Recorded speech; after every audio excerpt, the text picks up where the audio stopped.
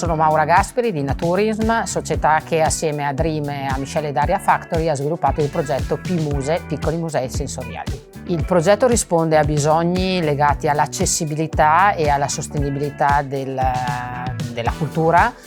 Lavoriamo in territori di periferia e vogliamo portare l'accessibilità e quindi l'inclusione, la possibilità di fruizione dei beni culturali anche alle persone con disabilità. Il prodotto che abbiamo sviluppato è un prodotto che è multisensoriale, in quanto lavora sulla parte olfattiva, sulla parte sensoriale uditiva, sulla parte visiva, e ha un prodotto legato alla narrazione in modo alternativo della storia e della vita del museo e della casa museale con cui andiamo a collaborare. Il nostro principale cliente l'abbiamo individuato nei gestori dei musei, ma il fruitore finale è il visitatore con disabilità, ma anche il visitatore, per dire, chiamiamolo normodotato, anche se non è una parola corretta. Questo progetto aiuta a vivere il museo che si visita con tutti i sensi, non solo con la vista, nel caso appunto della persona vedente, ma con tutti i sensi.